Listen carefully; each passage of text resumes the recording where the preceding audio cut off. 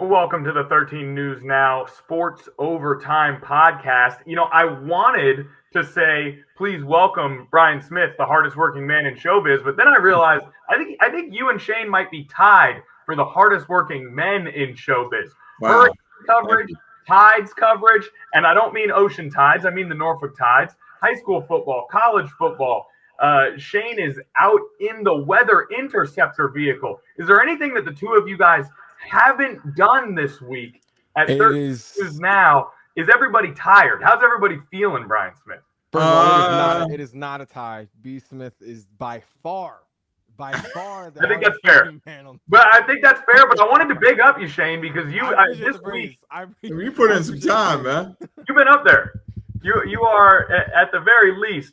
You are. Well, I won't say that actually. I had a joke locked and loaded, but I feel like I won't say it because it was a little bit too mean. So I'll keep it to myself. You know what? If I throw it out there, we'll edit it out. Shane, the hardest working man in local news with a full head of hair. Go ahead, Shane Fordham. Wow. No. Thank you very much. Yes. Sorry. I'll take that. I'll take it. Yeah, I will take that. It's especially unfair, Brian, because you already know that today we're going to be talking about the New York Jets.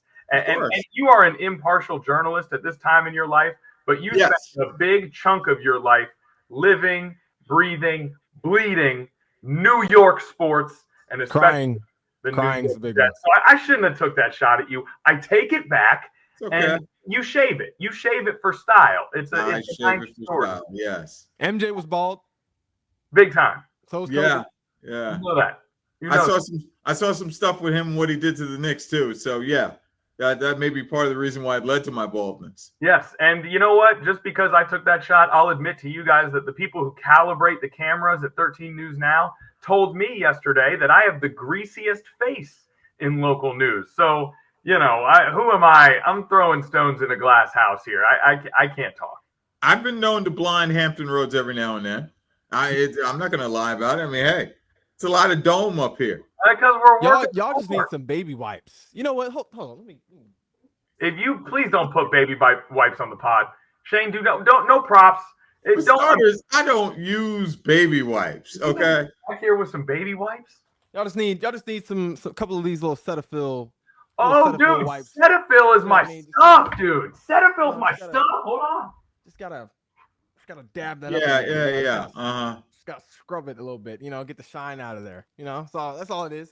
That's all it takes. No, unfortunately, I use a little bit of makeup. I'm still have mine on from 6 o'clock sports. So. The only moisturizer I use right here. Yeah, right there. Well, I was talking too about the upcoming Norfolk State football coaches show, which we are a part. We're going to be showing it Saturday, 7 p.m. Absolutely love it with head coach Michael Vick, first-year head coach at Norfolk State, former number 1 overall pick, former Virginia Tech Hokie, Warwick Raider, you name it. That's and right. The show will be sponsored by Cetaphil Moisturizer. There it is, Shane. Lotion. Yeah. Talk to him. Yeah. Yes, sir. Right here. It is unquestionably the best moisturizing lotion. No shiny faces over here. In the game. We just gave a free shout out because Cetaphil deserves it. Now, there is a division in the NFL that deserves our full attention as well, and that would be the AFC East. I'll tell you why I like the AFC East. Because the AFC East has one team that is a bona fide Super Bowl contender. It's unquestioned. The Buffalo Bills are on the shortest list of possible Super Bowl champions in 2025. And then you have 3 teams where nobody knows what the heck is going to happen. They could be in any order. They could be 3 of the worst teams in the NFL. They could be 3 surprisingly good teams in the NFL. Nobody has any idea what's going to happen with those next 3 teams. And that is why I find this division so interesting. So I want to begin with this question before I do my 2024 recap. Out of the Dolphins, Jets, and Pats, which one is most likely to be the surprise good team in this division? Ooh. I would say a toss-up between the Pats and Jets. You got to pick one now, B. Smith. Just one. Ooh. Aaron Glenn. You know what you want to say. Don't open yourself up to this. You know what you want to say. I shouldn't. You know better than this. You can't bet again because they're 2 first-year head coaches as well. But one has a little more experience in New England and knows the Patriot way. So yeah, I'd lean towards New England. Okay, very good, Shane. You know, I think I'm gonna have to go Jets. They could. It's by They a could. fingernail. It's by a fingernail, though. Like I really do feel. I do feel something special with this Patriots team. You know, they got the quarterback. They clearly have the head coach now in Vrabel. I mean, the team is really on and up. It feels different than the post-Belichick era, you know, when all hope just seemed lost. It didn't seem like there was a positive that can come out of it. But things are looking good right now in New England. But I'm leaning more towards the Jets because, I mean, we know this defense, when there is a somewhat of a capable quarterback back there, we know how good the defense is. Got some pieces. We know. Yeah, they got pieces on defense. We know they have an elite receiver one, you know, in Garrett Wilson. They have a strong run game by committee now with Braylon Allen and Breece Hall. You know, and I know what y'all think about Justin Fields, but I got faith in Fields. We know. We're aware. I do. In this case, I do. We will go through Shane Fordham's Justin Fields history piece by piece on this podcast, and I'll go ahead and take the Miami Dolphins just for fun. If Tua is healthy, I think that could be one of the better offenses in the league. All right, let's talk about if, though. The biggest if. It's the biggest. And their head coach could be on the hot seat at this point. I want to be even. You know, we got every team represented here in our surprises. All right, let's go over 2024 very quickly. Number 1 in the division, the Buffalo Bills, 13-4. They beat Denver in the wild card. They beat Baltimore in the divisional. They lost to Kansas City in the conference championship game. Does it sound familiar? That's because it is. The Buffalo Bills have lost to the Chiefs in the playoffs in 2020, 2021, 2023, and 2024. 4 of the last 5 years, the Bills have lost to the Chiefs in the playoffs. It's their boogeyman. It's the one thing keeping Josh Allen from a ring, most likely at this point, and it's the only thing that he has not been able to accomplish as a quarterback in this league. Number 2 was the Miami Dolphins. The Dolphins finished 8-9 on the season, and obviously we will get into their situation at quarterback where Tua Tagovailoa, unfortunately, tragically, has become the poster boy for concussions in the NFL. Number 3, the New York Jets. 5-12 on the season, those New York Jets, in Aaron Rodgers' last season of his illustrious New York Jets career. They traded for Devontae Adams midseason. People thought that might get things going. It did not. In 4th place, the New England Patriots. 4-13 on the season for the New England Patriots. Gerard Mayo fired after 1 season. A Kickotan grad, someone that we have great affection for here in the 757, but someone who was not able to make it to year 2 as a head coach in the league. And a team that arguably had the worst roster in the NFL last season. They went 4-13. Quick facts before we move on. The Buffalo Bills, here's their losses last season. Ravens, Texans, Rams, and then they lost to the Pats while they were resting all their starters in the final weeks. Those are their only losses. Ravens, Texans, Rams, their only true losses. So they didn't have a single bad loss on their resume, though they did get blown out by those Ravens. On the flip side, the New York Jets, 5-12, the teams they beat, Titans, Pats, Jags, Dolphins, and then they did beat the Texans. They beat the Texans. Everyone thought they might be on the up and up, and then it fell apart from there, or just continued to fall apart, really, as it already had been. And then lastly, I want to touch on Mike Vrabel, who has been hired by the New England Patriots to be their head coach, was the most sought-after head coaching candidate in the NFL, and he's now the head coach of the Patriots. But that might sort of take attention away from the fact that they also hired back Josh McDaniels as their offensive coordinator, which I think is really interesting, and I think it's something that we might want to get into at some point. All right. Should we rank the quarterbacks to start things off here? Unless you guys have any more general division thoughts. Obviously, we'll get into a lot of this, but reactions to everything I just said. Well, my reaction is saying that Aaron Rodgers had a career with the Jets because I couldn't find one to save my life. Sorry, I couldn't find it. Not after the 2 years there. Trivia. And it felt like 5. Shane, how many games did Aaron Rodgers win as a starting a game for the New York Jets?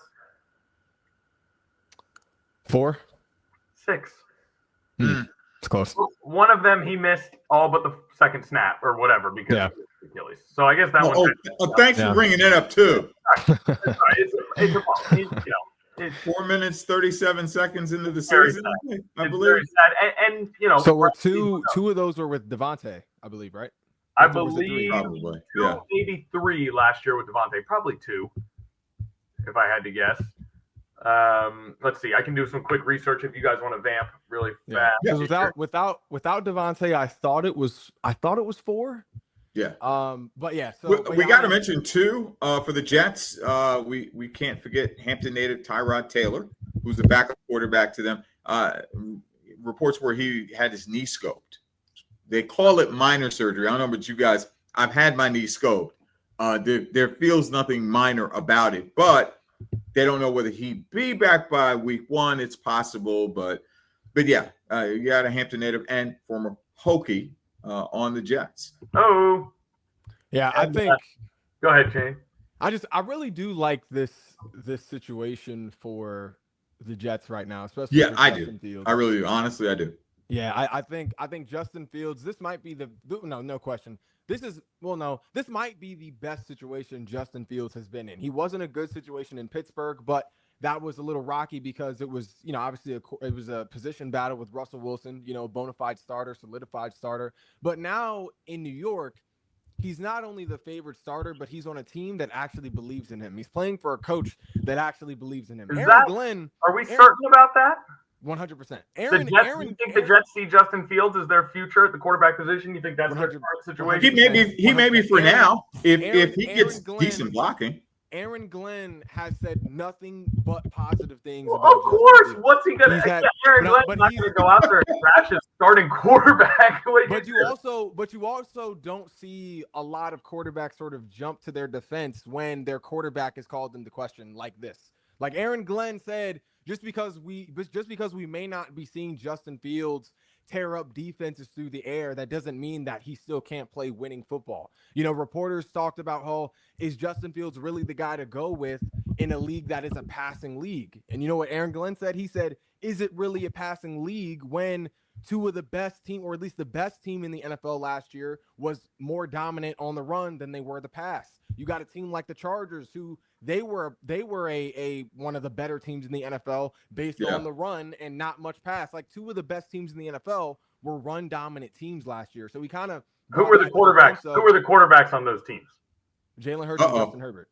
Okay, so perhaps the fact that you had Pro Bowl caliber quarterbacks on those teams does play a role in how successful they were, even if they were a run-based offense. But right? In this offense, Justin Fields contributes significantly to that run game that he was saying would be able to help the Jets thrive. If you're looking at Justin Fields, we're not going to act like Justin Fields isn't one of the best rushing quarterbacks in the NFL. He has the record for most rushing yards in a single game by a quarterback right now. So we're not going to act like Justin Fields isn't like a top 3 quarterback in terms of rusher. It has. Well, I have numbers that may not say otherwise. I'm just saying for last year for rushing. I, for one, feel last year he didn't play. He played like half the season. Well, I know it wasn't his fault. I get it. But yeah, within that division, he's at the bottom when it comes to rushing. But like you said, wait. You're saying he's at the bottom of the division? He's at the bottom of the quarterbacks within the AFC East in terms of rushing. In terms of rushing from last year, yes.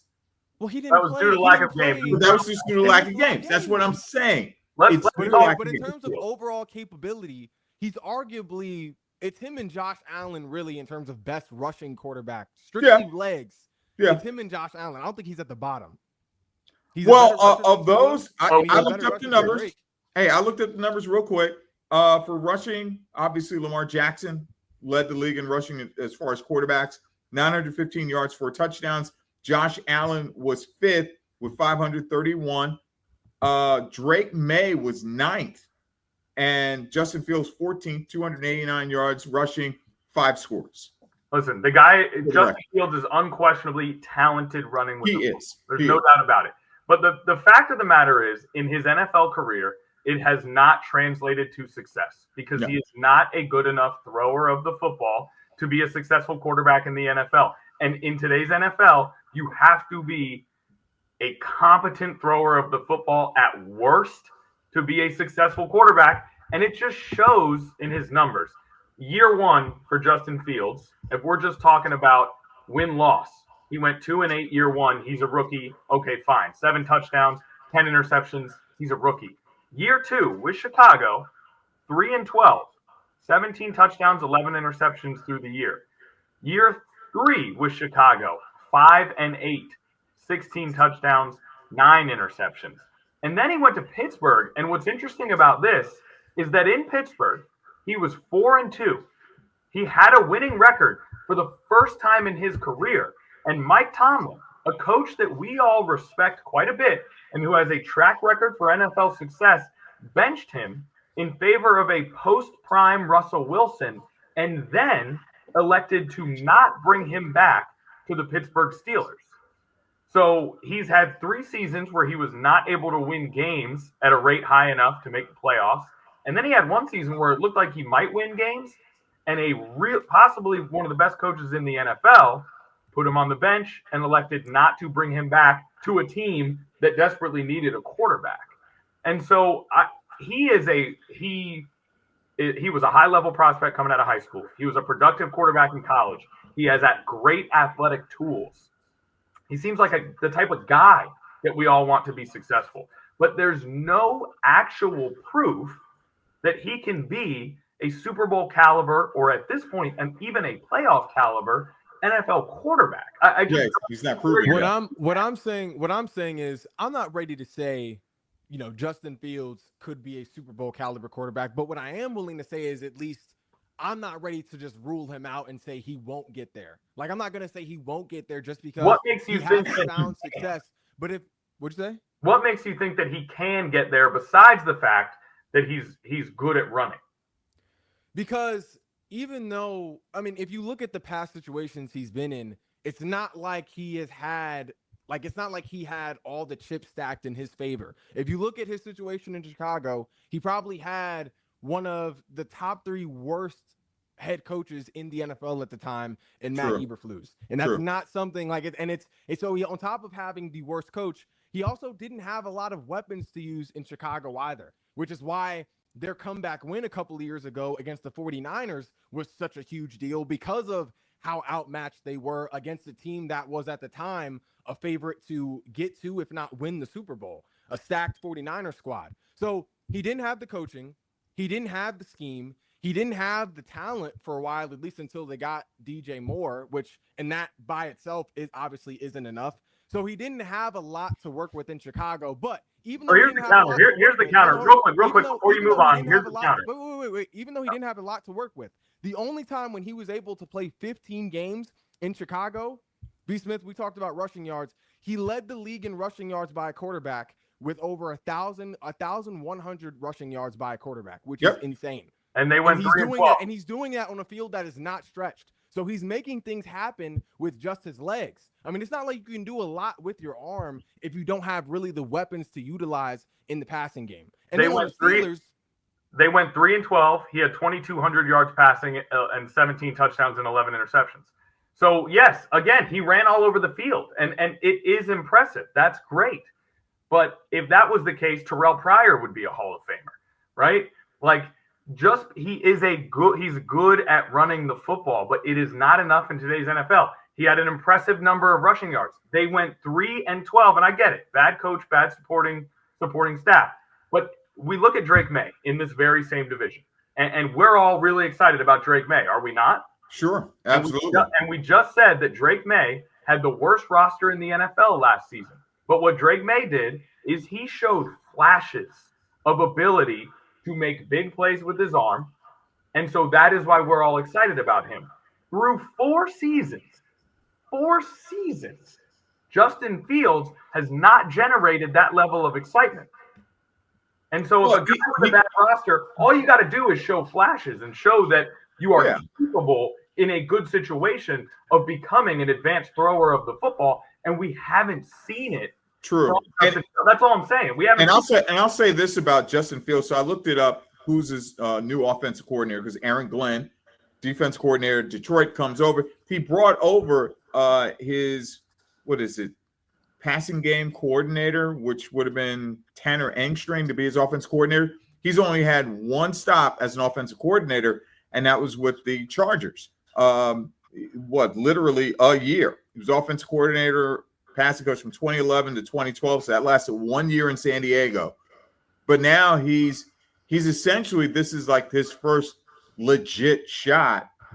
I mean, at the NFL level, because he was an offensive coordinator with the DC Defenders, offensive assistant with the Lions, worked with the tight ends. He was a passing game coordinator with the Lions for a season. So he's kind of worked his way back into being an offensive coordinator. We have no idea what his capabilities are as an OC. And unfortunately, Justin Fields, they have to kind of figure it out. But and it is just the preseason, apparently he looked effective under this offense. So coaching plays a big role in that too. He definitely has looked effective, at least in week 1. 3 carries, 19 yards, one of which was a 13-yard rushing touchdown, 3 for 4, 42 yards passing. So he was efficient, and that's limited play time, obviously. So he was definitely efficient week 1. Week 2, he did struggle a little bit against that Giants D-line, which, we will have plenty of time to talk about next week. But long story short, they're legit. It's a legit D-line. So, I mean, but it's, like you said, B. Smith, his first year in this system, we've talked about several times how hard it can be to learn a new offense, but all over again.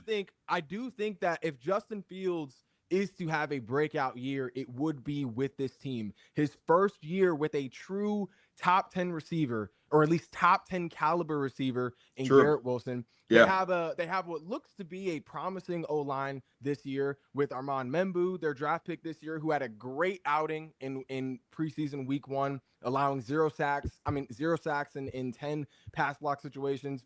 Elijah Vera Tucker, if he stays healthy, really has his versatility is up there with the best of the best in the NFL, being able to play all 4 of the positions on the offensive line minus center. So it's a favorable situation, and he has a coach that actually trusts him and wants him to be the guy here in New York. That's not something he had in Pittsburgh. That's not something he really had in Chicago, at least while being also a capable head coach. So I think this is the most favorable situation he's been in. I don't think that we can put any stock into Aaron Glenn's quotes in the preseason when Justin Fields is going to be a starting quarterback. Any coach worth his salt is going to build up his quarterback and speak positively about him going into a things go wrong. He needs him to go be his starter. So I don't know that we can sit here with guys on a 2-year contract. They didn't go and say, we'll give you 4 for 100 and come be our quarterback. No. They said, we don't have a quarterback, and this is the best we can do as a stopgap option. And I think, and I'm perfectly fine with that. But I just, we talk about how there was a poor supporting cast, right? And so that's to blame for his passing struggles. You talk all the time, Shane, about Jalen Hurts' first season as the full-time starter with the Eagles and how bad his supporting cast was, right? And in that season, Jalen Hurts was able to show that in the right situation and with the right small tinkering, he could become a good enough passer in this league to go and compete for division championships and for playoff spots. Again, I say that I don't think we've seen that from Justin Fields. Other quarterbacks have been able to show enough without a good supporting cast and with maybe questionable coaching to where you can say, all right, let's go build around this guy. And I believe that is why he was available this offseason and people weren't exactly scrambling to get Justin Fields on their team. Well, again, you mentioned coaching. You mentioned coaching, Connor, which is true. How good is Engstrom at adjusting his ability to coach to Justin Fields' ability? We don't know. We'll have to find out. You mentioned he's got 2 years to do it, and actually he better do it this year and effectively do it. That's the difference. And I will say, looking at Jalen Hurts, you're right, because it is a valid thing to bring up. But looking at Jalen Hurts also had the coaching to help him do that. Like he had a seasoned play caller in Doug Peterson. He had what we know to be now as a what's the word? A formidable play caller in Shane Steichen. Like he like even though he may not have had the talent on the field, Justin he did at Fields least have the help on the sideline where then he was able to execute it on the field. Justin Fields didn't have that formidable coaching on the sideline in his ear. Like he had Mike Tomlin. He had Mike Tomlin and Arthur Smith last year. He had Mike Tomlin and Arthur Smith last year, and they didn't want to put him on the field. But that's exactly my point. That's exactly my point. So think about for you to be 4-2, and your coach says we're going to put you on the bench. That means that two guys who are really, really good at this, who have seen you every day in practice, don't think that you should be playing for their playoff team over Russell Wilson. But look at how that aged, though. Look at how that aged. But true, true to a point, but also Tomlin mentioned the fact that even as successful as Fields was at times, Tomlin had mentioned the fact that there were moments he was making mistakes when he shouldn't have, and that can catch up with you. You probably mask over certain moves that Justin Fields might have made that, he did it, he made it. But when the rubber hits the road and you really got to win when you have to win, that wasn't happening. And he wound up struggling slightly for it. And he had a quick hook because, he had a guy who's won a Super Bowl. All right, so we all my thing is, just real quick, and this is the last thing I'm saying. My thing is that Justin Fields, when he has had other than this year, when he has had capable coaching on the sideline, it wasn't a favorable situation for him because they didn't see him as the guy. Then when he was seen as the guy, in times where he was seen as the guy, he didn't have capable coaching on the sideline. So he's never had two of both. He's never had both situations be in his favor, where he had capable coaching on the sideline, where he also had the talent to match on the field around him, and he also had where the capable coaching that he had also wanted him to be the guy and trusted him to be the guy. So this is the best situation he's been in. So that's why I'm saying I'm not ready to just write Justin Fields off right now, at least before we see what this formula sort of equals this season. I agree. And to Shane's point, Caleb Williams looked pretty bad in that situation as well, with a little more receiving talent. So that, to Shane's point, that is the case. I think we all hope that Justin Fields does really well, because I think we all like him as a player and what we know of him as a person. I just, it's rare that you see players this late in their career all of a sudden become really good passers. That's just not something that tends to happen without any really evidence of that in the first 4 seasons of their career. But we'll see if he can work in a good situation. And this leads us perfectly into our ranking of the quarterbacks. I want Shane to go first because I want to see if he puts Justin Fields over Tua.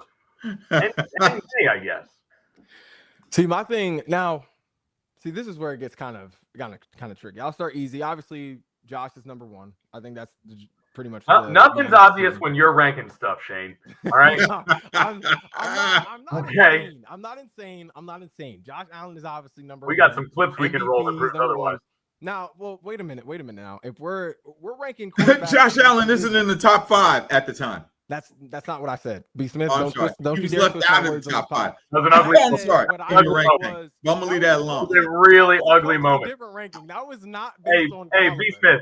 You remember when Phil Jackson wanted Tony Kukoc to take the last shot, and so Scottie Pippen refused to go in the game, and it's like a stain on his career? That was Shane Fordham's Scottie Pippen moment right there when he left Josh Allen outside top 5. It wasn't a top 5 quarterback rank tank. It was a storyline rank tank where I was ranking who would this ring mean the most for, and Josh Allen, he was at 6. But in terms of Sam Darnold winning a ring off the almost being kicked out of the league before this season, huge story. I believe he's going to die on that hill. He's going to die on that hill. Coming back from a historic comeback. I forget who my 5th one was, but Josh Allen, not that he doesn't have a great story. Probably had Bo Nix. I think you had Bo Nix at number 5. Maybe. No, I'm kidding. See, the fact that you even have to think about that is absolutely disgusting. All right. I'm trying to think what that story would be. The audience has no context for this. Just move on. Do your rankings. I can't remember who the 5th was, but it wasn't based on top 5 quarterbacks. It's not what the rank tank was. Obviously, Josh Allen is a top 5, top 3 quarterback in the NFL. No one said he wasn't top 5. But I actually had someone come up to me and approach me about that and ask me what the heck was going on. About what? About that rank tag. I had someone storylines? come up and they were like, why wasn't Josh Allen number 1? Much less not in the top 5. But hey, that's why we love you, Shane, because your takes are hot. Now give us a score right now. I feel like I made a pretty good argument as to why he wasn't top 5. I mean, he was 6. I said he was 6. I believe I said he was 6. Give us the audience has no context for what we're talking about right now. It's not overall top quarterback, but in terms of top quarterbacks in this division, Josh obviously number 1. I got Drake May at number 2 just because of what you said kind of earlier, what he showed last season. And it's kind of a little, and it's sort of my hype for him from the preseason sort of is contributed in this as well. He's looked comfortable in preseason. He's looked comfortable with his arm. He's comfortable using his legs when he needs to, sort of as a last resort when nothing else is open, still kind of putting himself in a position to create for this offense, even though his skill players may not be in a position to create. And he definitely has weapons this year. So I definitely got Drake at number 2. I do have Fields at number 3. Hear me out. I got Fields at number 3 because of, like I said, he definitely has the best legs among quarterbacks, or at least among the best quarterbacks in terms of that rushing quarterback conversation. He has weapons this year, arguably the best offense he has been in since being drafted. Elite number one receiver in Garrett Wilson. He's got a decent supporting cast of receivers. Talk about him. Stop talking about the people around him. We're ranking the quarterbacks, not the offenses.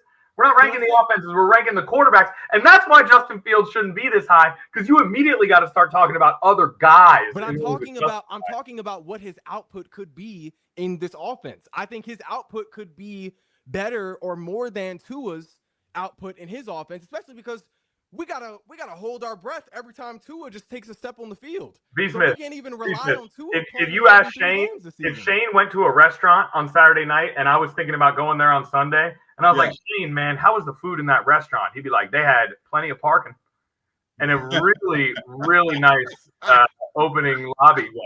So you're telling me you trust Tua right now to be healthy more than Justin Fields to be successful in this offense? What I would take is that I would gladly take Tua with the injury risk over Justin Fields full stop.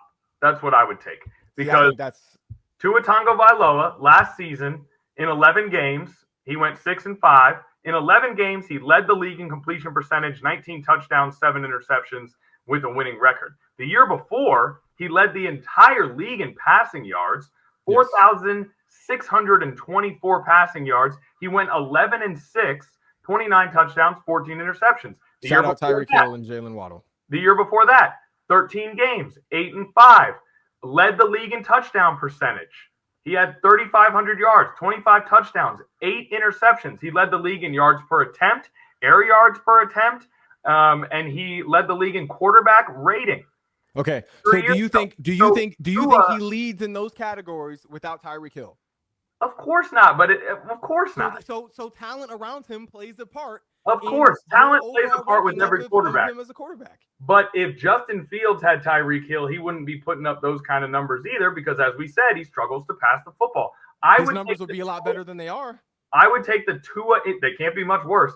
I would take the Tua injury risk over Justin Fields, can he get way better at passing risk? Well, right? See, that's Tua.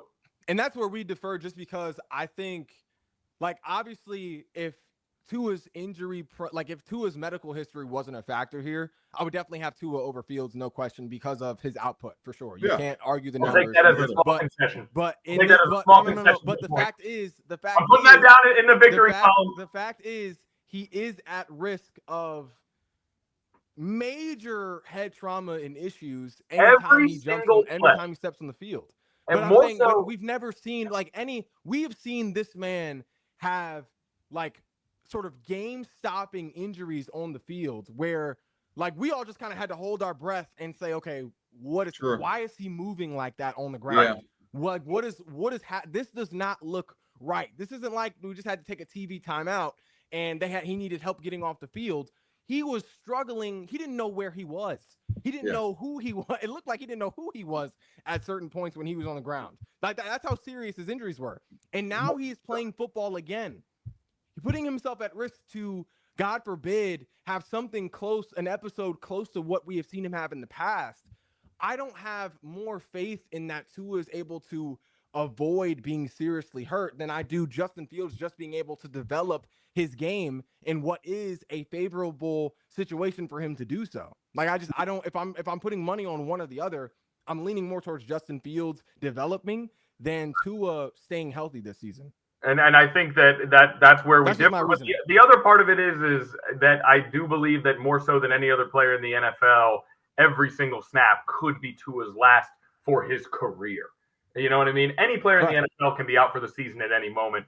Anything for Tua could be the last of his career. I completely understand that. But I'll take the ceiling of a healthy Tua over Justin Fields, who appears to have a very restricted ceiling as of right now. Brian, what's your quarterback rank? Ranking Josh Allen, obviously up top for the Bills. I'll take Drake May second. Reluctantly, I'm putting Tua at number 3. And here's my reason behind it. It's not just because I seriously don't trust he can stay healthy enough. That's one. But guys, we're forgetting the offseason stuff we've been hearing with his head coach, Mike McDaniel. This team doesn't even seem like it's going to survive. You know, hopefully they will, but Mike McDaniel's under the gun too. So that's just my humble opinion. And then you've got Justin Fields, but I could easily put Justin Fields very slightly ahead of Tua only because I don't trust he can be healthy. That's just me. We agree on that point. But great ability. Yeah, go ahead. Go ahead, Connor. No, you got it, Shane. You got it. I just wanted to ask a follow-up question. You said you don't believe the Dolphins, the team, could survive. What did you mean by that? Remember hearing about the offseason stuff with Tyreek Hill, not wanting to be a Dolphin, all that stuff. And Mike McDaniel's just kind of been, and I wouldn't say he's wishy-washy with the answers, but he doesn't sound like a head coach. And he never has. To be fair, that's always been his MO, right? It worked when they were winning. But that's the thing is you can't turn them now and be like, hold on. They were 8-9 last year. Probably shouldn't have been. I get it. Why not? No. I'm just saying they had bigger expectations. But the stuff that was happening this past offseason, many are saying Mike McDaniel could be under fire at this point. Well, I feel like the Dolphins, and I know we should probably move on to the overall rankings because we're kind of getting because I have a lot to say other than quarterback in terms of this, but I feel like their biggest enemy, the Dolphins, has been injuries. Yeah, I think that's been the problem. On the defensive side of the football, they've gotten crushed by injuries. Their defensive line has been crushed by injuries. But even the offense, like losing Tua was devastating for the offense, just as much as losing Jalen. And that's why I said Bradley Chubb was devastating for the defense. I don't trust Tua right now through no fault of his own. But the stuff that's happened to him just in the last 2 years, you got to be going, I don't know. And then your head coach, he's kind of iffy. That's why I said barely. I could easily go, now I'm going to put Justin Fields ahead of him. But if it starts off slow for the Dolphins, they're in trouble.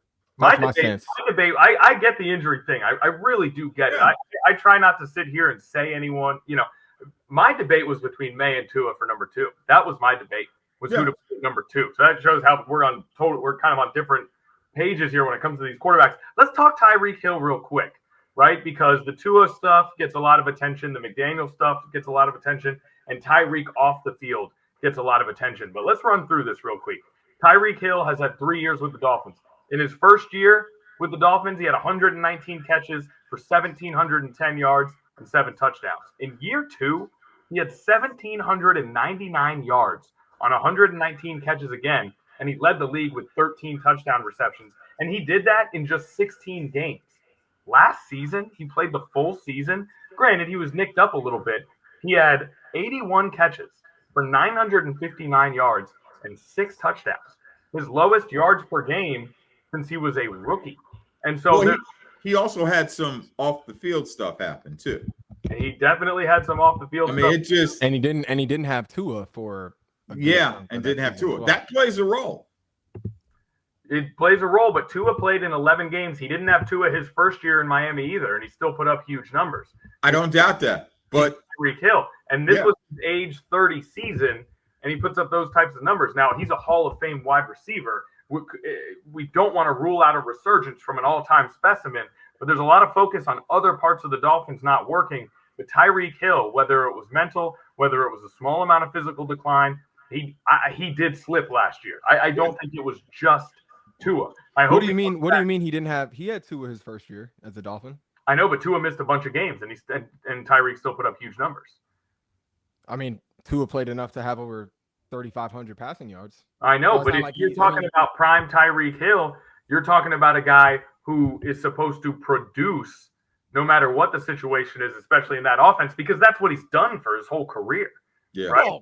Well, wait a minute. He was in a situation with Mahomes though too, and Mahomes is durable. Like it's not like Tyreek was just Odell with aging Eli Manning or a Julio with an aging Matt Ryan. Like he had his learning curve was different. Yeah, he had prime Mahomes. Like he was still. Of course. He had Andy Reid on the side. So you're telling me that Tyreek didn't have slippage last year? Is that what you're trying to tell me? You're telling me it was all because Tua was out?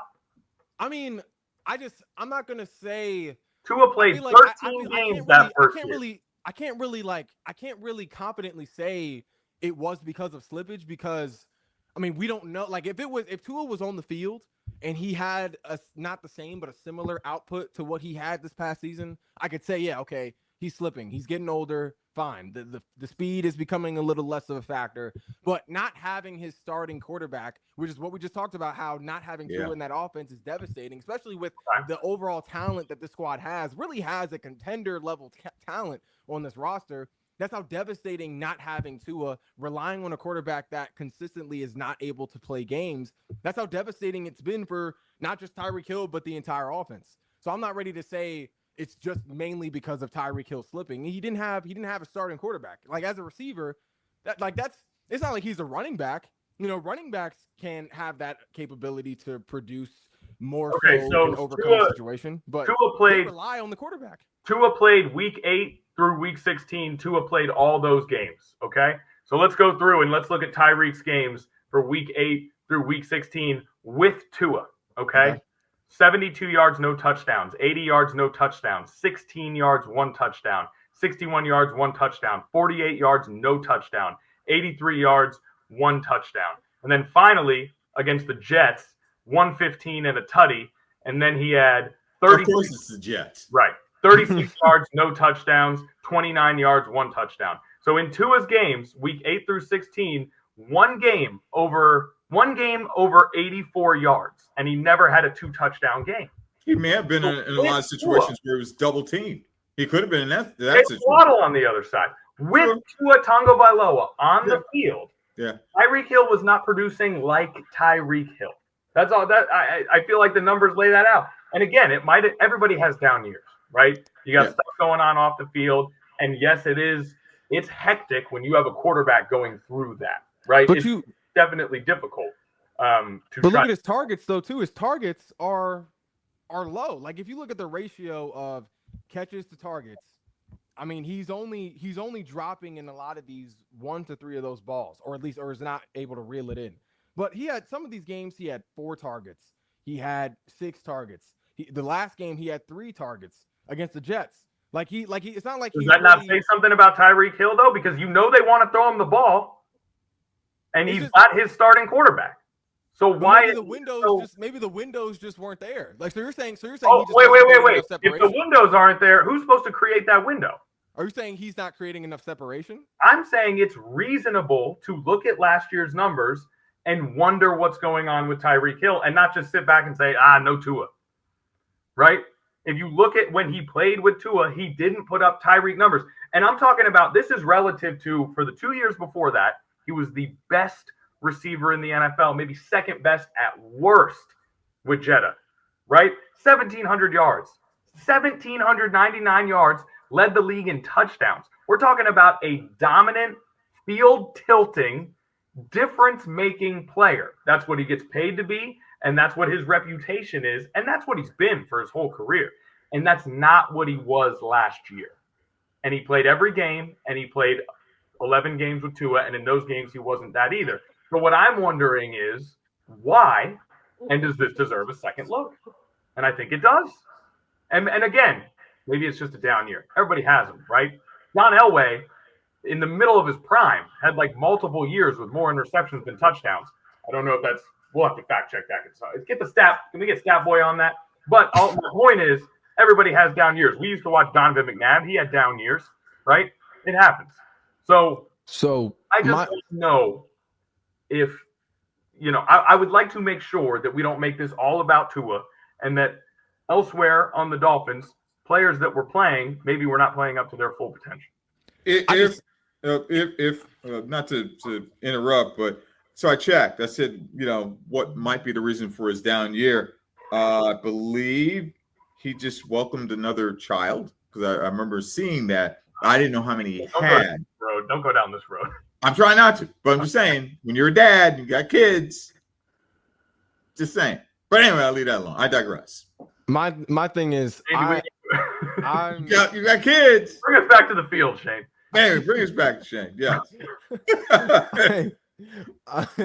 Guys can live how they want to live, We go. Oh yeah, no, I'm not judging. I'm not judging, but I can't speak to the challenges of fatherhood because I have not reached that phase in my life yet. Right. But what I will say is that I'm not ready to say Tyreek Hill is slipping when this is the first year he hasn't broken not just 1,000 yards, 1,100 yards in the past. But is it something, Shane?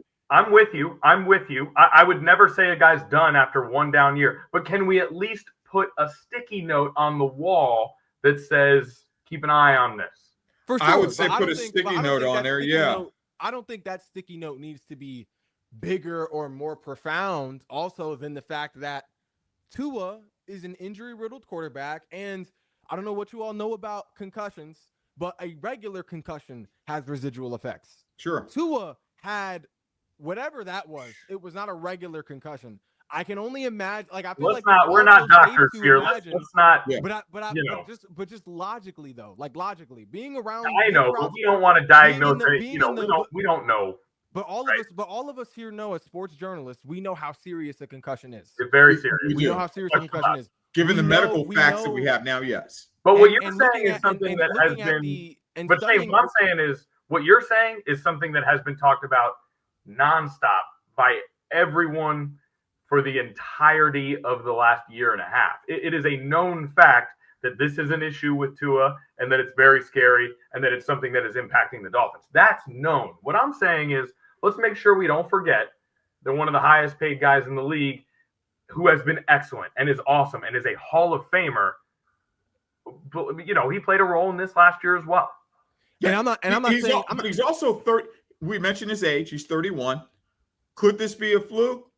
Could be. We'll see what happens this season. And I saw Shane's favorite thing, off-season videos, where he looked pretty good. Let's see what happens. And my thing is, I'm not saying that you're wrong in terms of he should be looked at. I'm just saying that I'm not ready to make that necessarily a bigger detail or a bigger point of notice than the fact that his quarterback he's really still recovering from the head issues that he suffered last season, the year before that. So I feel like that also plays into a role in terms of being able to get him the ball in those windows that he was able, those situations he was able to get him the ball in before he was dealing with what he was dealing with. And then I feel like both are good points, but I don't think Tyreek Hill slipping should be a bigger point necessarily than the fact that, Tua's dealing with some issues himself. We'll find out this year. Because if it happens 2 years in a row, that's a pattern. Right. That is a pattern. You can't duck it. Now, the Dolphins, to put a bow on the Dolphins traded Jalen Ramsey for Minkah Fitzpatrick. They've got Minkah back there. Frankly, this is a football podcast. We keep up with every team as much as we can. I can't name a single cornerback on the Miami Dolphins. Their secondary on the outside is going to be a major question mark this season. They've got talent on that defensive line, but it's talent that hasn't been able to be consistent and hasn't been consistently on the field. I think that defense probably is in the lower third of the league going into the season. The offensive line has been a question mark since Mike McDaniel got there. When you pay Jalen Waddle and you pay Tua and you pay Tyreek Hill, you simply don't have a lot of money to spend elsewhere. and you just have to hope that you draft as well as Philly, basically. So there are huge question marks on this team outside of what they consider to be. Remember, we talked about the Bengals, right? And we said that passing attack is so good, it outweighs all of their weaknesses elsewhere. Not super dissimilar weaknesses than what the Dolphins have. The problem with the Dolphins is all of a sudden the passing attack wasn't elite enough to outweigh those things. When you allocate that level of resources to the passing attack, it has to produce on that level, and it hasn't. So basically, that's my thoughts on the Dolphins. And they do have Devon Achane back there, fastest running back in the league, or one of them. And he's very productive. I wouldn't say the Dolphins are in the same boat as the Bengals, though, defensively. Like, I think the Bengals defense is far worse than the Dolphins. Like, the Dolphins have playmakers. They were just hurt last year. And they just brought a guy who was their best playmaker before the trade. They brought him back to Miami and Minkah Fitzpatrick. And that was, I mean, the reinforcement of their secondary was the main thing they needed. You know, they had a piece back there with Jalen Ramsey when he was there. Swap him out. They bring back a guy in Minkah. But the pass rush was never really the issue for the Dolphins. They were just hurt. You got a healthy Jalen Phillips this year coming off an Achilles tear. They've got Bradley Chubb. They've got Zach Tyler. Chop Robinson, who was very impressive last year in the preseason. I mean, that's not a great, but that's a promising piece in the past, rotational piece. They signed Judon.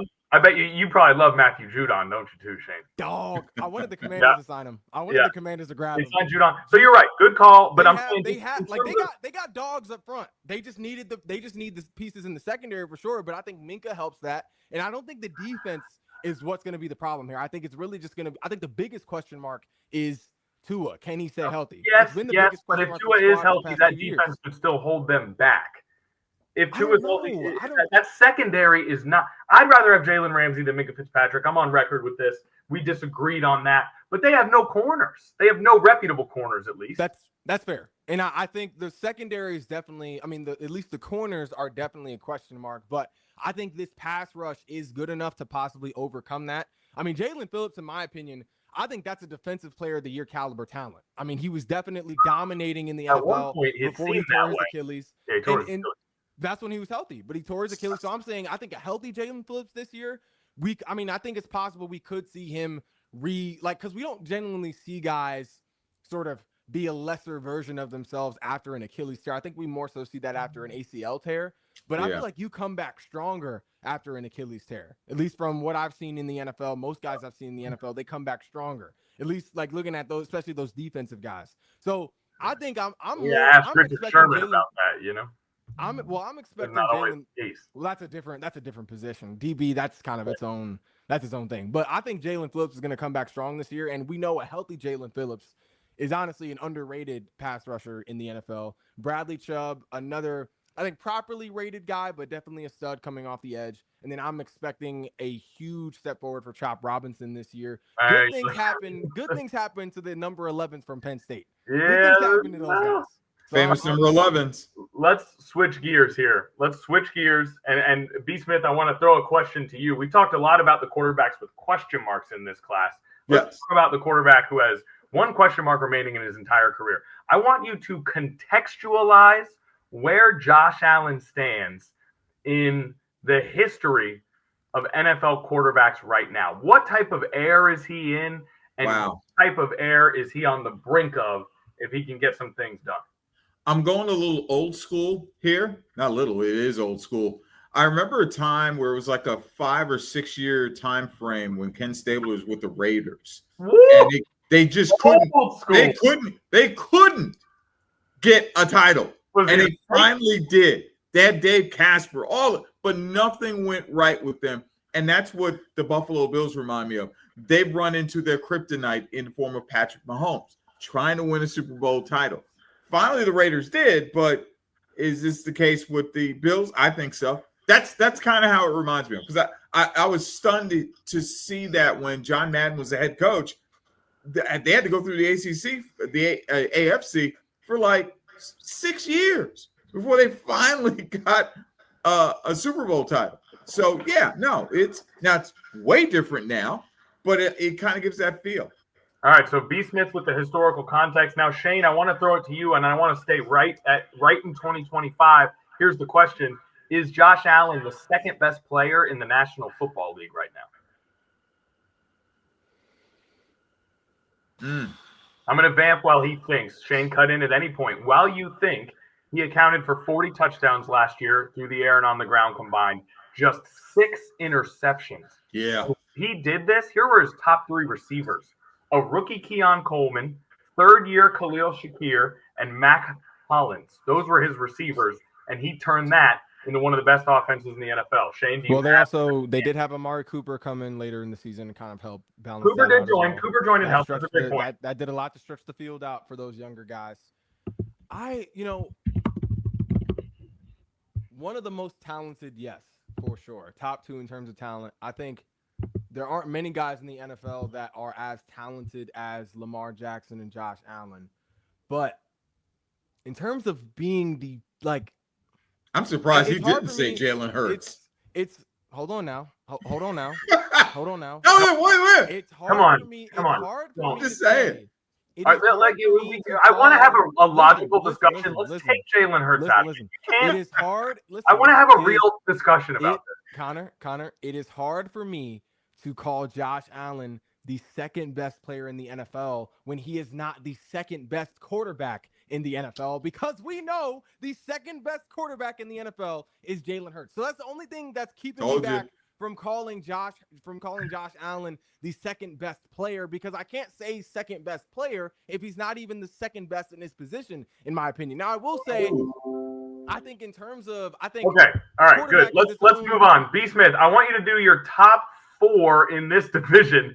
I'm sorry, Shane, I can't do it with you tonight. We're not doing. We'll have the Hurts. I love Jalen Hurts with every single piece of my heart.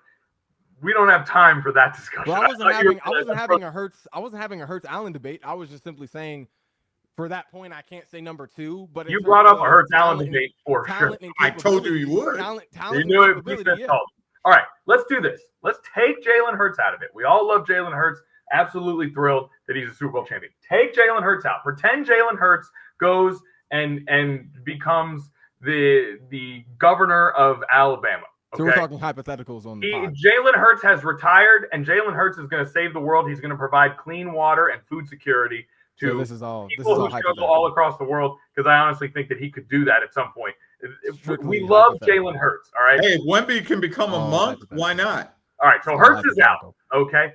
Is Josh Allen the second best player in the NFL? So in the hypothetical world that you have just created, in this scenario that you have just conjured and made up, that is not reality in no sense, in no shape or form. Yeah. In that scenario in your mind, I think he has a case, but I think it's really between him and Lamar in that case. It's Lamar for me, but Allen is a close third. I think Lamar, honestly, if you give a ring to both Lamar and Josh, I think Lamar is better than Josh. I think Lamar, in terms of legacy, I think Lamar without the ring. What are you talking about? But I'm saying, I think, why would you give them both a ring? Neither of them have a ring right now. Just call it as it is. Well, what I'm saying is Lamar has the milestones, he has the records, he has the hardware in terms of MVPs, and I think he's frankly more athletic. He's more athletic than Josh Allen. He's become a better passer. I mean, he's become one of the best passers in the league. I think he's a better passer than Allen now too. Allen is more physical as a runner, and Lamar is more athletic. So you pick your poison when it comes to that. So it's an interesting debate for sure. So you've got Lamar 2, I've got Lamar 2, and we both have Allen 3 by just the slightest of margins. Yeah. Okay, look at this. I got a press release. Jalen Hurts has rejoined the NFL. He is back on the Eagles. He has finished his philanthropic endeavors that he was going to do outside. So he's back in the league. The theoretical's over. And Shane, I appreciate your love for Jalen Hurts, because you know that I love him as well. Okay, and we're going to talk a lot of Jalen Hurts in our NFC East pod next week. Joe Burrow's over here like, yo, hello. Did you guys happen to catch me last year? Did you see any of that? Don't even do that. Don't have time for this. Don't even do that. Have time for this. Do you remember, again, I'm an Eagles fan, and so Shane tricks me into going against my own team. Do you recall last season after the Carolina Panthers game, late in the season, when they asked A.J. Brown what was wrong with the Philadelphia Eagles, and he said it was the passing game? I'm sorry, does Jalen call the plays now? Do quarterbacks call the plays? B. Smith, in all your He didn't say play calling. He didn't say play calling. He said passing. Unless your name was Tom Brady, do quarterbacks call the plays? Peyton called the plays. What happens in the NFL or in football ever, or is it the coach and OC? Answer that. Most of the time these days, it's the OC. Most of the time. Interesting. Brady's probably the last. Brady's the last one that says, "Oh no, we're running this play." Did he say play calling or did he say passing? We need to pass the ball more. Is that a knock at the quarterback per se, or maybe is that a knock at the play calling? Passing is the physical act of throwing the football. Play calling is choosing the play with which. I'm just James. My point is that Jalen Hurts does not. That's not his. Now he has more control over the offensive scheme this year, but last year it wasn't up to him what they were running. And guess what happened after that? Jalen Hurts had an all-time Super Bowl performance, one of the best we've ever seen, and he dominated the NFC Championship game too. So did Joe Burrow do that? When he I'm trolling you. I'm trolling you a little bit, just a little bit. What was Joe Burrow's stats in the Super Bowl? Can we look those up real quick? Do you want to look up his stats from last season? Can we look up what did he do in the Super Bowl? Though? We don't have time for this. You brought him up. You can't get mad at me for responding. You put Jalen Hurts number 2 over Josh Allen and Lamar Jackson. You know what? B. Smith's the one who did this. You were the first person. I said I was shocked that he didn't bring Jalen Hurts into this because you can't do that with him. B. Smith, I'm not gonna lie. You beat me to it by 2 seconds. Exactly. Hello. I knew he was gonna do it. I mean, it's the big pink elephant in the room. Come on. He's not gonna do that. He's gonna put him in there. You were 2 seconons ahead of me. Thank you. I know you well when it comes to Jalen Hurts. It was definitely coming. So at the same time, it's really Connor's fault for asking. I've got this sitting on my dresser. Oh, there we go. Like, I love the man so much. I'm so glad he's our quarterback. And Shane just makes me try to have this upset about that. It's really Connor, it's really you brought it up. Do it? Jalen Hurts, maybe a sneaky choice for MVP this year. The odds, he's got pretty long shot odds compared to his standing in the league right now. We might have to talk about some possibly winnable bets because I don't save that for last week. That'll take me an hour to get through because I got a lot to say about that. Okay, let's do this. Oh man, we were supposed to be talking AFC East. We were just gone way off the rails. All right. How did the teams finish in this division? We've all got Bills number 1. So just give me the last 3. I'm super interested to hear what you guys say. Though based on our discussion, can I try to guess yours, Shane? Sure. I think you're going to go Bills, Jets, Pats, Dolphins. Man, spot on. Is that right? Hats off to you, Connor. Great job. We were talking quarterbacks. I can kind of read that you got a lot of Jets love going on over there. All right. Can I explain it briefly? Or no, go ahead. Yeah. Go first. Well, briefly, I think I have the Jets at number 2 because I think even if Justin Fields doesn't necessarily have a breakout year and just plays solid, I think this offense would be good enough to at least contend for a playoff spot. I think they also have the defense to sort of match, a defense that can get key stops. They have 2 superstars on this defense with a lot of significant talent around them that they brought in, a defensive-minded coach. So definitely battle-tested squad, in my opinion. Just need Justin Fields to play decent and do his job. I think Patriots, I'm high on the Patriots, but they're young. They got a lot to prove. Their defense could use some more work. They did bring in Milton Williams. They did bring in Carlton Davis over from the Lions. They still got Kyle Duggar, but it seems like they're trying to field trade calls for him. I mean, we know how sneaky of a DB he can be from his time in Washington. But it's a young squad. Got a lot to prove. It's a new system, so it's going to be sort of growing pains as understandably so. And then Dolphins, I only have them at 4th just because I'm not 100% sure what Tua's health will be like this year. Now, if Tua's healthy, totally different ranking. I mean, Dolphins really could give Bills a run for their money with a healthy Tua, but I just don't know if Tua's going to be healthy. I rest my case. All right, go ahead, B. Smitty. That's a good case. I'm going to go Bills, Jets, Dolphins, Pats. We have no. Here's my reasoning. Hang on. Here's my reasoning behind it. It's not about being a homer or anything like that. I honestly believe that Justin Fields might actually improve a great deal this year. What is making you think that? Barely. Just But my reason for the Dolphins being third is that I still don't trust Tua being healthy. Yeah. I still don't. That's just me. And Mike McDaniel's situation, if he doesn't get off to a good start, they're in trouble. You had mentioned, Shane, it makes perfect sense. The Pats are young. They'll take a hit. They're going to win some games that they probably shouldn't win, but they're not going away. I think it's going to be kind of tight within that division because I'm talking about between 2 and 4. But I'm trying. You know how you guys get on me at not being optimistic enough when it comes to my teams. For once, and I know this will blow up in my face probably, going with the Jets in second place, and I do mean barely in second place. But then the Dolphins after that, because I just don't trust Tua's health. I don't. I will say, though, looking at the Patriots, I do think they could surpass. I low-key am changing my answer from before. Like, I do think the Patriots low-key could surprise. Oh, they could. Absolutely. Absolutely. I also believe, too, that the Jets' defense, because of Aaron Glenn, will make a comeback.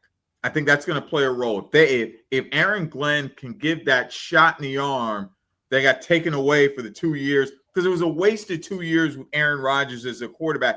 I mean, that defense beat Buffalo.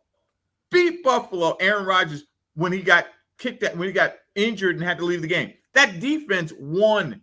Are you talking about week 1 2 years ago? Yes. That was a great defense. Without Aaron Rodgers, that defense played so well, they caved Josh Allen and the Was Shane even an employee at 13 News Now at the time that you're referring to? Whatever. But what I'm saying is this. I think because you were interning. I think Aaron Glenn could make a difference. And you might see this. I think Aaron Glenn, here's the thing you can make a difference. Is between the Achilles, between Aaron Rodgers, all the hype, and then the deflation of him tearing his Achilles, and then the off-field stuff with Rodgers, and then he comes back and he, from what we can tell from the outside, was not a super productive leader of that team, combined with his diminishing physical skills. I just think that there was a toxic energy around the Jets last year. Which what did I say from the get-go, guys? You guys kept telling me, "Oh, B. Smith, it's still Aaron Rodgers." I did not want that Aaron Rodgers. Well, that was different. Everybody kept looking at me like you're crazy. You still take a chance. No, I didn't want to. And so because of that great defense that they really had just before he came there, wound up suffering for it and had to deal with 2 years of this stuff. And now I don't think you can be mad at him for he tore his Achilles. I mean, no, I get it, but last year with his diminishing it's the skills, other stuff that we knew was coming. And then so I'm wondering if just the refreshment of a new era will that be enough for a bunch of talented guys to go out and do their thing and get this team to 9 wins maybe. But I have major questions about Justin Fields. I hope more than anything that he does what you guys say he's going to do and improve. Yeah, I just can't put my faith in that right now, so I have to put the Jets at 4th. I still think that there are major question marks about Drake May. He showed those flashes, but can he convert those flashes into being a consistent Pro Bowl level quarterback? He was relatively raw coming out of North Carolina. So can Drake May do that? I think Mike Vrabel is the best coach in the division right now, probably. Yes, just having him there, having the ultimate adult in the room will probably straighten out a lot of this stuff. Like you said, Shane, that defensive line, Milton Williams was a beast in Philly last year. Christian Barrymore is still over there. Christian Gonzalez. Is it Christian Barrymore? Did I get that wrong? I got Christian Gonzalez on the brain. Christian Gonzalez is the DB, all-pro DB. Yes, and we got they got Carlton Davis at the opposite corner as well. They still got Kyle Duggar. They got Jabril. It is Christian Barrymore. Christian Barrymore at nose tackle. They got double Christians over there. Kind of threw me off. Christian Gonzalez. So they got some pieces on defense. Their offensive line, they put a lot of resources into it. How much will it actually improve is a question mark. So the Pats are really difficult to judge. And then the Dolphins, you've got the injury situation. So I think these 3 teams are just so difficult to judge. I'm going to go Bills 1, Dolphins 2, Pats 3, Jets 4. But I think the Pats are on the up and up for the future. Yeah, I agree. And I'm not mad at that Definitely ranking, Connor, because I really do. Looking at the offense, I talked about the defense before. We just talked about the defense, but looking at this offense, I really do like these weapons that Drake May has around him this year. I mean, he's got Stephon Diggs. Diggs is a question mark. He's Diggs coming off an ACL tear, but he's looking coming off an good ACL tear in training camp. He's flying around. He might look better than Debo right now. And Debo wasn't really dealing with the health issues on the level of Stephon Diggs. He was more so dealing with just health, weight issues, things of that nature. Stephon Diggs looks more explosive than Debo right now, coming off of an ACL tear. And Diggs is so happy to be in New England. One could almost say he's floating. It's as if he rode in on a boat. And morale. It's as if and also Mike Vrabel's not going to take that foolishness. It's almost like he rented a boat and he gathered some of his best friends and maybe some people didn't even know that. Really going to go there. And he just floated into camp. Yeah. I think really going to go there. Yeah. It's like he had sort of a spa of sorts on the boat, like it was a floating spa. Make it stop. Spa. Make it stop. But I like Stephon Diggs. I like also the explosiveness he could bring to this overall pass catching core. Kayshon Boutte, he had really some flashes last season as well. Over 500 receiving yards. Boutte's an underrated player, honestly, in my opinion. Yeah, he looks good this preseason too. I mean, he caught the touchdown from Drake May. The touchdown Drake May has on the preseason was to Boutte. So I think that's going to be promising. Hunter Henry, honestly, an underrated tight end in my opinion. He's coming off a career high in receiving yards this past season. I think that's going to be a decent, sort of pass catching core for Drake May. But then looking at the running backs, we got Ramondre Stevenson, but honestly, here we go. I don't think he's even going to be the start, bro. Here we go. Shane's favorite player in the National Football League right now. He looks like a grown man right now, bro. Honestly, I'm really high on Travion Henderson. High fantasy-wise, high just overall player and production-wise in the season. He looks explosive. He looks physical. I mean, the way he can just turn a corner with precision and keep his toes in bounds. Honestly, he looks like a starter. He looks good. Let's wait. Wait and see. Always remember, he's also a Virginia native. He's also a Virginia native. Went to Hopewell High School. So yes, we have something to cheer about in the Commonwealth.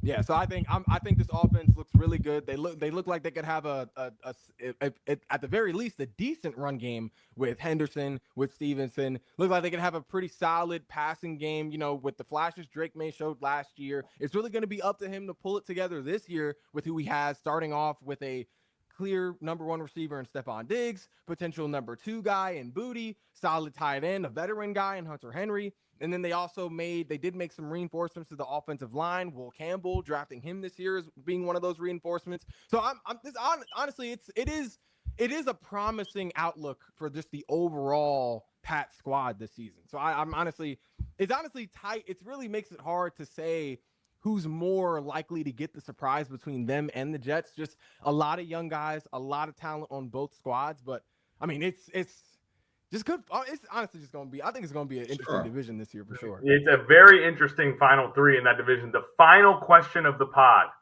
do the Bills finally beat the Chiefs this season? Whoa! Playoffs. Whoa! Do you want to take this one, B. Smith? Or I'll try it. As reluctant as I'm going to say this, no. It's hard to bet against Patrick Mahomes. And if they reload, and after the beating they took at the hands of the Eagles, they want the Eagles.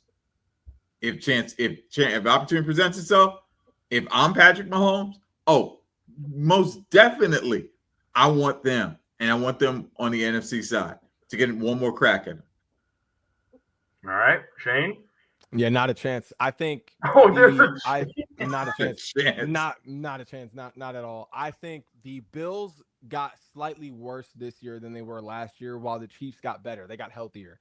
They saw a Chiefs team that, even though they were winning games, they were dealing with a lot of injury issues on offense, defense. They're healthy this year going into this season. Well, and you got to remember too, Rice is going to be on the field. Xavier Worthy's going to be on the field. Hollywood Brown's going to be on the field. They brought back Kareem Hunt. I'm with you on all that. I'm with you guys on all that. If you just go team to team, personnel to personnel, I'm with you. The Chiefs have Patrick Mahomes. I get all that. Can you beat the same team 5 straight times in the playoffs? It's hard, man. Law of averages.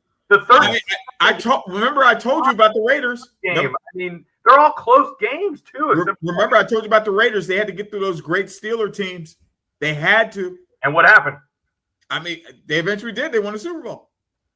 There we go. So it took them the better part of 6 years. You talking prime, Terry Bradshaw, that steel curtain, all of that. And the Raiders eventually did it. I just don't think the Bills have enough defensively to match up with the firepower that the Chiefs will have this year. Like I agree. Bring back Trey White, who he's older. He was kind of bouncing back and forth between the Rams. They gotta beat him eventually. They got Joey I mean, it's going to happen. The Bills have 3 years. Like it's got to happen. The city of Buffalo deserves a win. I'm off the X's and O's. I am off the personnel matchups. Yeah. We're the vibes, man. For the vibes of that city. They got to beat them eventually. I mean, the Bruce Smith era, they went to 4 straight Super Bowls. 4 straight. And couldn't win. So it is hard getting there. I feel, because people ask about the Chiefs, and I'm like, think about it. The Chiefs, for the better part of 5 or 6 years, was always getting to the AFC title game and then eventually going to a Super Bowl. That's a lot of wear and tear on a team. Part of the reason why they just probably didn't have it anymore. And the Eagles obviously wanted more. They wanted to pay them back. They did. But I could see Patrick Mahomes going, oh, no, son. You guys have really changed your tune. Run it back. Let's run it back. To the Super Bowl, you guys both told me that the Chiefs' reign might be over. And I was the one standing up for Kansas City over I said it might be, yeah. I said it might be over in terms of them not winning a championship for the next 3 to 4 years. But I didn't say anything about them being singing a different tune now. Well, no, my question is now, who's going to beat them? Maybe if the Bills did some different things this offseason, in terms of what they did this offseason, they still have a pretty solid receiving room, pretty deep. Elijah Moore, they kept Curtis Samuel. They still got Shakur, Keen Coleman. Like, it's just they don't really move the needle for me in terms of being able to beat the Chiefs. Like, I just don't see it. Like, honestly, I think the Ravens are more likely to beat the Chiefs. I agree with that. I understand, but all right. Final word goes to Shane, and he just had it. We're going to shout out to the city of Buffalo. Shout out to Jalen Hurts, the best player in the world in any sport. Shout out to Ken Stabler, and that'll do it for another episode of the 13 News Now Sports Overtime Podcast. We are the one place you can go for an hour and 17 minutes of analysis on one division, and 45% of that is a little bit of Justin Fields talk, baby. Join us next week for the NFC East.